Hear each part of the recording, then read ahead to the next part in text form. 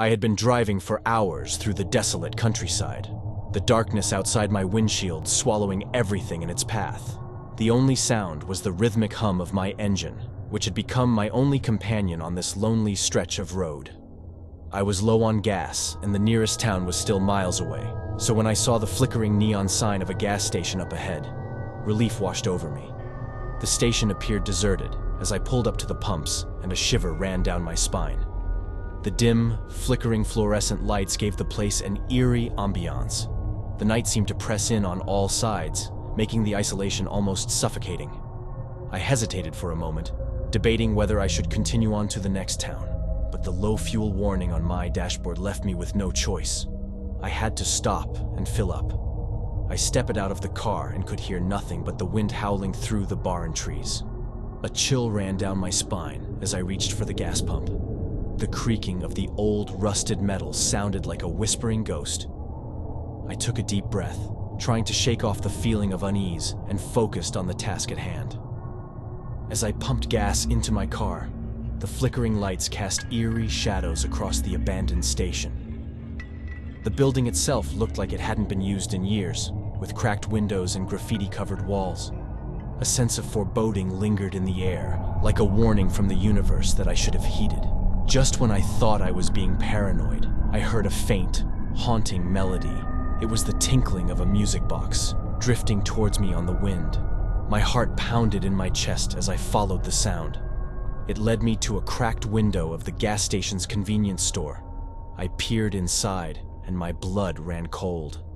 There, in the dimly lit store, I saw a shadowy figure hunched over a counter. They were winding an antique music box, their bony fingers moving with a slow, deliberate rhythm. The tune it played was hauntingly beautiful and yet unnerving, like something out of a nightmare. A sense of dread washed over me as I realized I was not alone. I fumbled for my phone and dialed 911, whispering my location as quietly as I could. The dispatcher assured me that help was on the way, but I couldn't tear my eyes away from the figure in the store. The music box suddenly stopped, and the figure slowly turned to face me. Their eyes, hollow and empty, locked onto mine. In the pale light, I could see that their face was a mask of decay. The sight was so terrifying that I dropped the phone, and it clattered to the ground. I stumbled back to my car, my heart racing as I tried to unlock the door. But the car seemed to have a will of its own, refusing to respond to my frantic attempts. Panic coursed through me as I heard slow, deliberate footsteps approaching. The figure from the store had emerged and was now just a few feet away. I could see their twisted smile as they reached out for me, and I screamed as their cold, skeletal fingers brushed against my skin. That night at the gas station would be etched in my memory forever. I had come seeking refuge from the darkness of the road, but instead I had stumbled into a nightmare. As I lay in my car, unable to move, the figure leaned in close, whispering a chilling promise that I would never escape the darkness that had taken hold of me.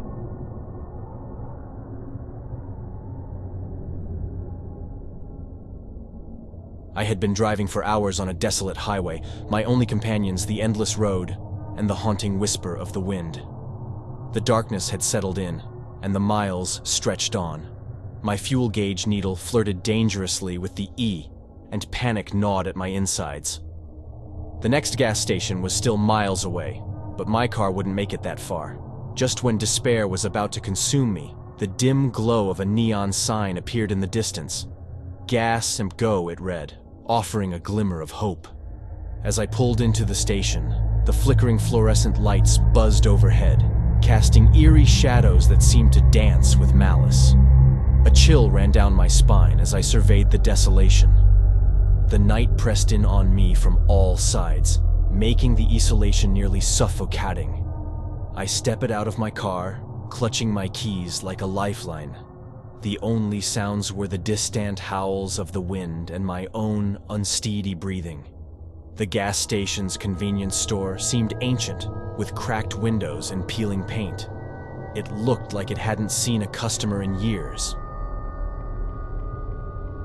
Reluctantly, I approached the rusty pumps, trying to shake off the feeling of unease that clung to me. I reached for the nozzle, and as I did, a soft melody drifted through the air.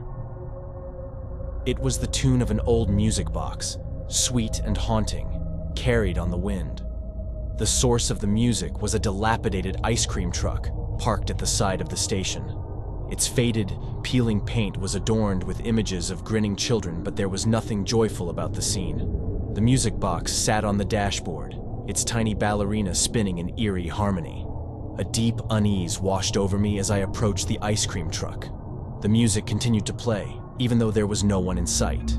I couldn't resist peering inside, and that's when I saw the horrors that lay within. The truck was filled with shattered porcelain dolls, their once pretty faces now twisted and broken.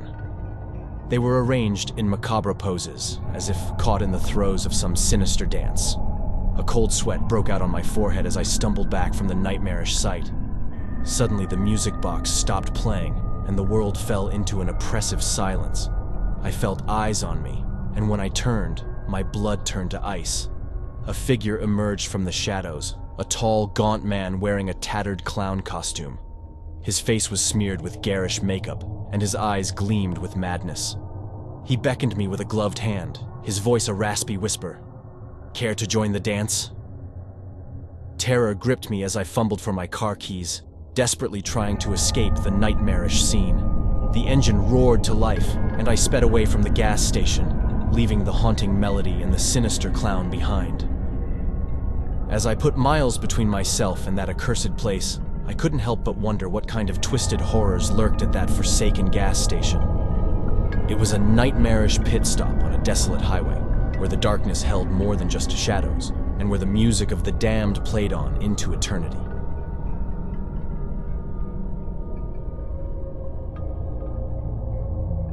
Driving through the desolate back roads at night, I watched as the fuel gauge ominously dipped below the red line.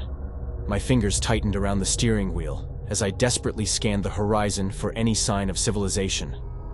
Just when panic started to claw at my throat, a dimly lit gas station appeared like a mirage. I pulled into the station, and the eerie silence that enveloped the place sent a shiver down my spine. The flickering neon sign overhead buzzed ominously, casting long, eerie shadows over the cracked pavement. The station seemed frozen in time, a relic of a forgotten era. I stepped out of the car, and the night air felt heavy, as though the darkness itself was pressing down on me. The only sounds were the soft whisper of the wind and the faint hum of the gas station's dim fluorescent lights. I noticed a flickering "open" sign in the window of the convenience store, and cautiously pushed the door open. The bell above the door jingled, and I was greeted by the unsettling sight of the store's solitary cashier. His back was turned to me as he stocked shelves with ancient, dusty cans of food. I couldn't see his face, but something about him felt off, like an uncanny presence that made my skin crawl. I grabbed a bag of chips from the shelf, my excuse to be there, and approached the counter. The cashier still hadn't turned to acknowledge me. He seemed frozen in place, as if time had stopped within the confines of the store. I cleared my throat, but he remained motionless. Panic surged within me as I reached out to touch his shoulder. My fingers sank into cold, unyielding flesh. With a gasp, I stumbled back, the bag of chips falling from my hand. The cashier slowly turned to face me, and I recoiled in horror. His face was a mask of decay, eyes hollow and empty. He spoke with a voice that seemed to emanate from the depths of the abyss, a voice that sent icy tendrils down my spine. "Have you come for the eternal night?" he asked. Terror consumed me, and I bolted for the exit, the bell above the door jingling frantically. The night outside felt even darker, and the once familiar road now seemed like an endless maze of despair. I raced back to my car, the engine roaring to life, and sped away from that cursed gas station. In my rearview mirror, I caught a glimpse of the cashier standing in the door, his grotesque grin haunting my thoughts. The memory of that night will forever haunt my dreams. I had sought refuge at a gas station, but I had unknowingly stumbled into a realm of darkness and despair, where time stood still, and the cashier beckoned travelers to join him in the eternal night.